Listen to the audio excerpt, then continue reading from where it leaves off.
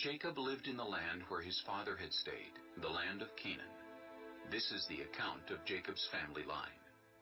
Joseph, a young man of 17, was tending the flocks with his brothers, the sons of Bilhah and the sons of Zilpah, his father's wives, and he brought their father a bad report about them. Now Israel loved Joseph more than any of his other sons, because he had been born to him in his old age, and he made an ornate robe for him. When his brothers saw that their father loved him more than any of them, they hated him, and could not speak a kind word to him. Joseph had a dream, and when he told it to his brothers, they hated him all the more. He said to them, "Listen to this dream I had. We were binding sheaves of grain out in the field when suddenly my sheaf rose and stood upright, while your sheaves gathered around mine and bowed down to it." His brothers said to him, "Do you intend to reign over us? Will you actually rule us?" And they hated him all the more because of his dream and what he had said.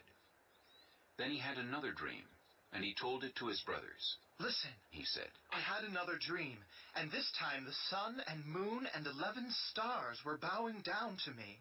When he told his father as well as his brothers, his father rebuked him and said, "What is this dream you had? Will your mother and I and your brothers actually come and bow down to the ground before you?" His brothers were jealous of him, but his father kept the matter in mind.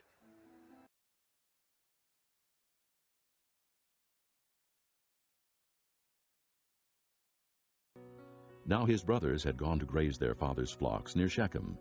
And Israel said to Joseph, "As you know, your brothers are grazing the flocks near Shechem.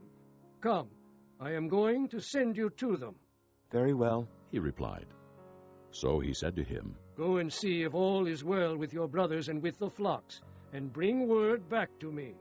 Then he sent him off from the valley of Hebron. When Joseph arrived at Shechem, a man found him wandering around in the fields and asked him, "What are you looking for?" He replied, "I'm looking for my brothers.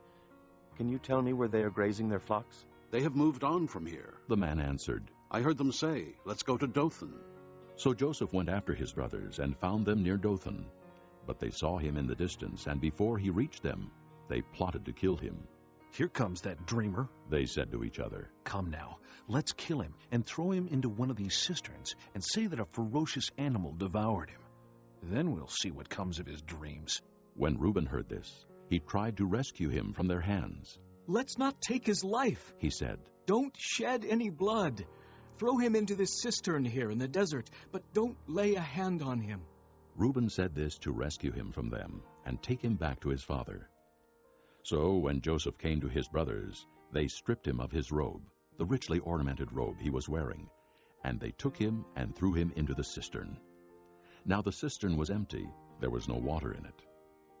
As they sat down to eat their meal, they looked up and saw a caravan of Ishmaelites coming from Gilead. Their camels were loaded with spices, balm, and myrrh, and they were on their way to take them down to Egypt. Judah said to his brothers, "What will we gain if we kill our brother and cover up his blood? Come, let us sell him to the Ishmaelites and not lay our hands on him. After all, he is our brother, our own flesh and blood." His brothers agreed.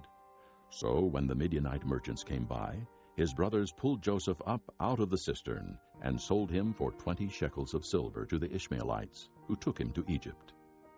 When Reuben returned to the cistern and saw that Joseph was not there, he tore his clothes. He went back to his brothers and said, "The boy isn't there. Where can I turn now?" Then they got Joseph's robe, slaughtered a goat, and dipped the robe in the blood. They took the ornamented robe back to their father and said, "We found this. Examine it to see whether it's your son's robe." He recognized it and said, "It is my son's robe. Some ferocious animal has devoured him. Joseph has surely been torn to pieces."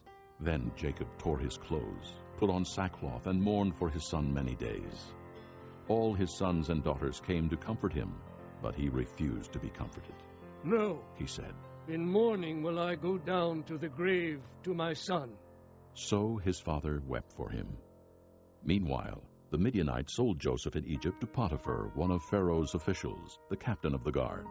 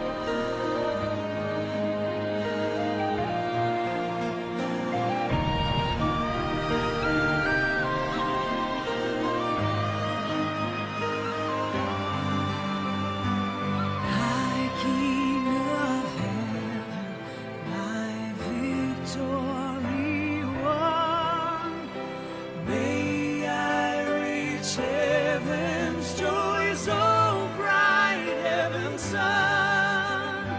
Heart of my own heart, whatever befall,